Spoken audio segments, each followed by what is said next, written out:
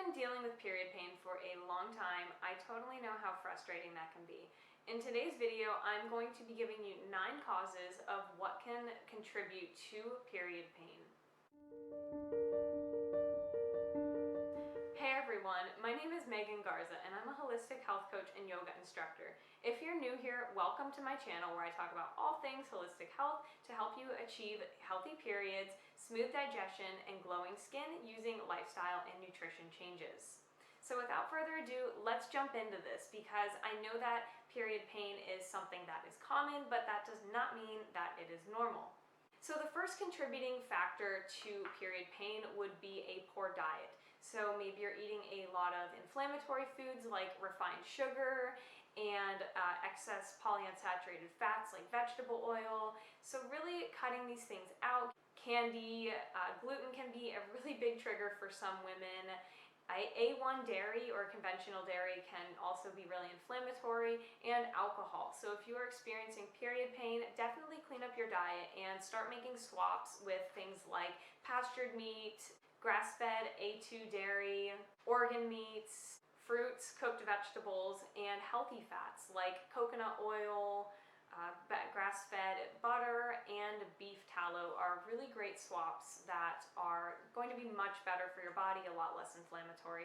The next one would be toxins. So this includes anything from the phthalates found in cleaners and health and beauty products like shampoos and detergents to flame retardants found in couches and pajamas. So these are really prevalent in today's world, and unfortunately it's very difficult to completely avoid exposure, but the best thing that you can do is really just focusing on minimizing your exposure and controlling what you do allow into your home and the products that you buy. Food additives and alcohol also do contribute to a congested liver, and they make more toxins accumulate in your body, so removing these is always a really excellent idea.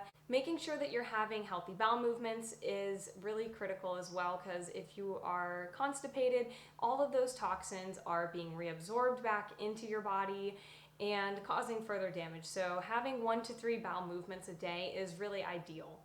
The next would be high insulin levels. So if you're having high insulin, this can contribute to extra clotting, and it can also interfere with ovulation and also cause you more period pain. So you would ask your doctor for a fasting glucose test, and then that would determine whether or not you have high insulin levels. So some of the symptoms of high insulin include sleep troubles, brain fog, fatigue, feeling really sleepy after meals, having excess belly fat, and sugar cravings. So if you're experiencing these, it might be a good time to go to the doctor and get your insulin levels checked. Next would be an unhealthy gut.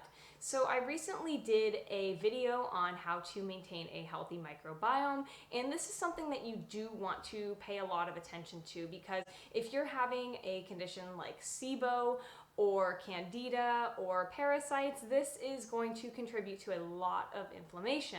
If you are having really bad digestive issues, you can have all kinds of issues, including hormonal imbalances and excess inflammation, which can then contribute to period pain.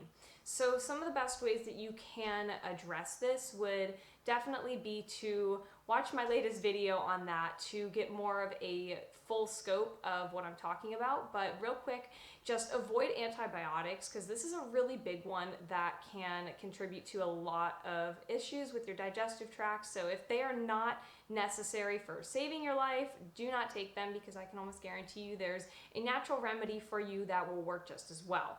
So once you've done that, definitely focus on having a good diet and managing your stress levels, because this is really important to help your digestive tract stay healthy. You want to make sure that you're digesting your foods properly, so that way you can absorb all the nutrients and eliminate any toxins, including excess estrogen. Number 5 would be celiac disease. So I've talked about this in the past, about how celiac disease can contribute to inflammation because it is an autoimmune disease where when you eat gluten, it causes damage to your small intestine. Again, if you are causing any kind of damage to your digestive tract, this is leading to more inflammation in your body, which is then going to contribute to even more period pain. So if you suspect that you have celiac disease, maybe it runs in the family, maybe you just have a suspicion, definitely go get a test for it, because once you stop eating gluten, you are unable to test for it accurately. Now, before I continue, I do want to let you know that I have a really awesome freebie that I've created, and it talks all about gut and hormone imbalance. It is a 4-page cheat sheet telling you all of the tips and tricks to help you achieve glowing skin, healthy periods, and smooth digestion. And it is completely free to download, packed with lots of super helpful information. I will put that in a link in the description below. Number 6 would be smoking. So smoking is really harmful to our health. I think that's very common knowledge, and this is definitely another reason to quit smoking if you have not done that already. Number 7 would be that you're not ovulating. So after you ovulate, your body produces the hormone progesterone, and progesterone is a very calming hormone, and it helps balance some of the stimulating effects of estrogen. So when you're not producing enough estrogen, this leads to more inflammation in your body. And the real kicker is, if you have inflammation in your body, this leads to less progesterone being produced. So really working on increasing your progesterone is really crucial if you want to minimize your period pain. I do have a video on reasons why you are not ovulating or why you're ovulating late, so be sure to check that out if this is something that is of concern for you. Thyroid issues can also cause period pain. So most of the time when you have a sluggish thyroid, this can lead to a lot of extra inflammation and also a condition called hypothyroid.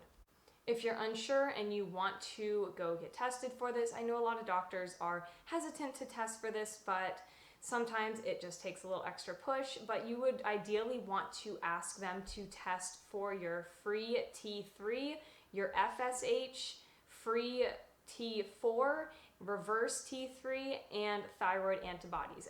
And ultimately, this is going to give you a better insight as to what is going on with your thyroid and come up with a game plan to manage that. And lastly, and on a more serious note, would be a condition like endometriosis or even fibroids. So sometimes you won't know that you have fibroids or ovarian cysts that are causing you pain until you get an ultrasound. So if you have been doing everything right and everything by the book to help address your period pain naturally, definitely go get an ultrasound or an MRI to check this out, because if you do have them, you want to be able to manage them properly.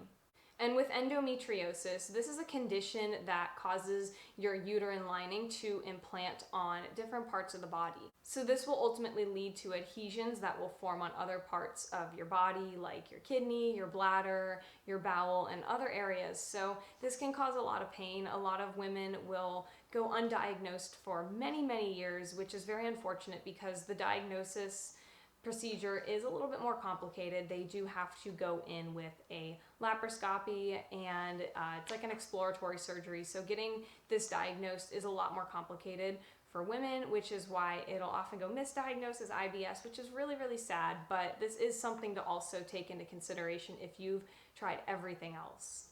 And as I said before, I am a health coach who does work with people who are struggling with period problems and digestive issues. So if you've been dealing with these problems for a while and you would like to get some personalized support and a step-by-step game plan, I do offer free consultations, so I will leave that in the description below.